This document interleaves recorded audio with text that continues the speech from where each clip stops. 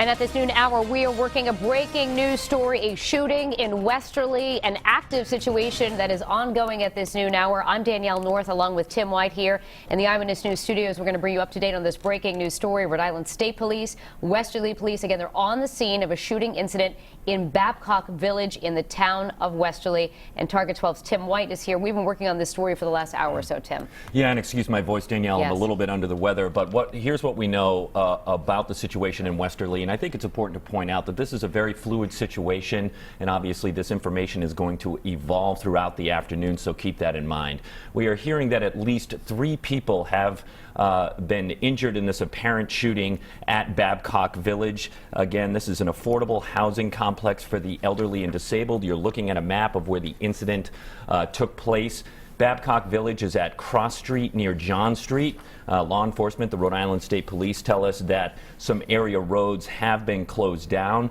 I am told by the Rhode Island State Police they have sent a tactical team to that area, and my colleague Steph Machado has confirmed that Stonington, Connecticut Police, and that's just over the border from Westerly, has also sent some personnel there.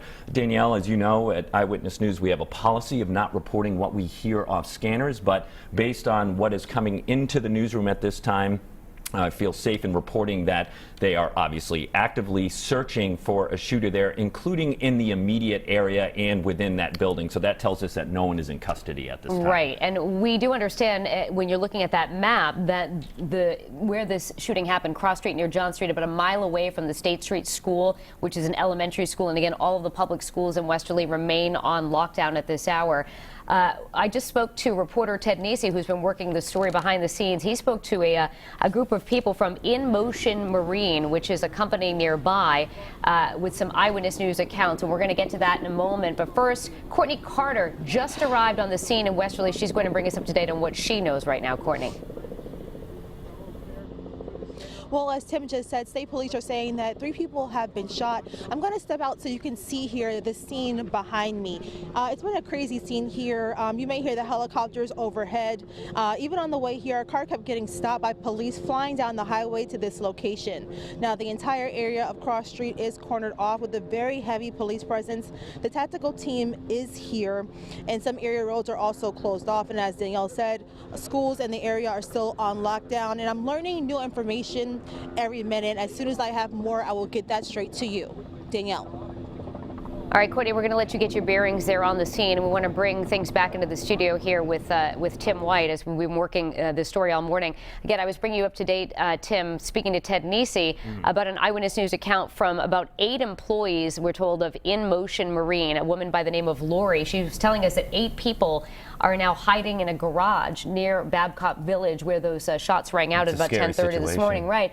And Ted was able to get a phone interview, which we're going to bring to you, a clip of that in a couple of minutes here on Eyewitness News at noon, where they talked about being unsure if the active shooter was still in the area, so they figured it was safer to just stay locked in that garage, and they were still doing so just a few minutes ago. And we also talked to Westerly Hospital, Danielle, that's about a mile away from Babcock Village, and they confirmed for us they are treating 1 victim right now at the hospital. We don't know the condition of that victim, but we have been in touch with the Rhode Island Department of Health, and Danielle, they tell us that they've been contacted by law enforcement, and in situations where there are multiple people involved in one incident, meaning multiple victims, they are notified. But they also tell me they have not dispatched the medical examiner there, so it's unclear if this is a fatality situation at this time. It could be, but this because they may not have a suspect in custody, Danielle, they might not want to send the medical examiner down to that scene until it is all locked down. And you're looking at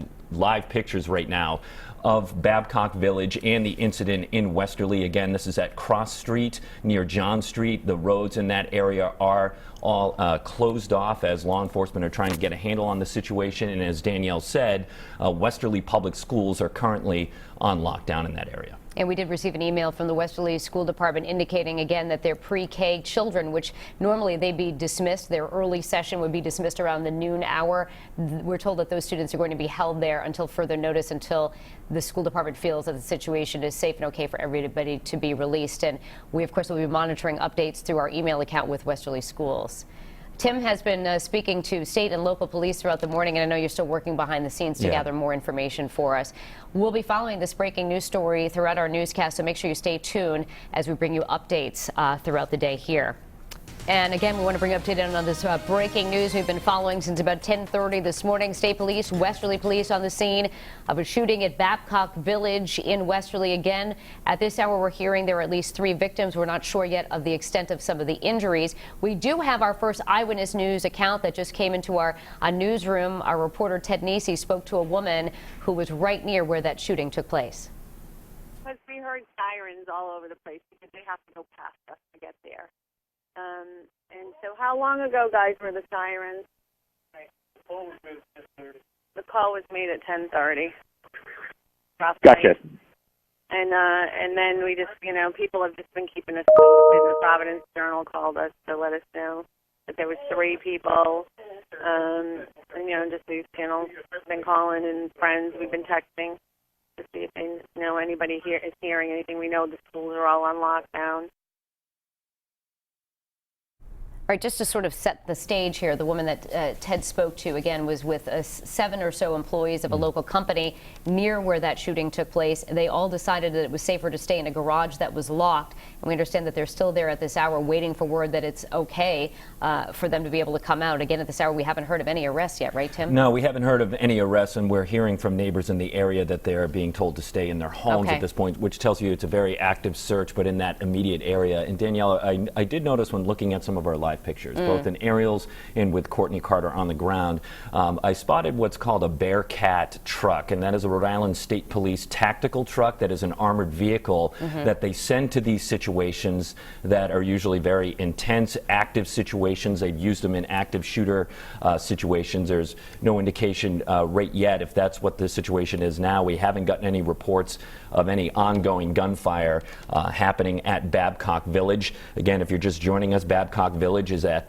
Cross Street in Westerly, near John Street in that area. Those roads are closed down. The schools, the public schools, as Danielle said, are on lockdown. And they have canceled all afternoon pre-K and kindergarten classes in that area. We know one person was transported, Danielle, to Westerly Hospital, and now that person, as you said, is being transported to Rhode Island Hospital. Finally, from my end, Danielle, the Department of Health continues to tell me that while they have been notified because there are multiple victims, which is standard practice in situations like this, they have not dispatched the medical examiner. But I want to stress, this is a fluid situation. This information could change. All right, we do have a team of reporters down in Westerly beginning to gather information on the scene. Steve Nielsen, Courtney Carter, Anita Buffoni. So make sure you stay tuned to WBRI.com throughout the afternoon. We will bring you updates as they're warranted. Ted Nisi, Tim White, and I will be working this story as well.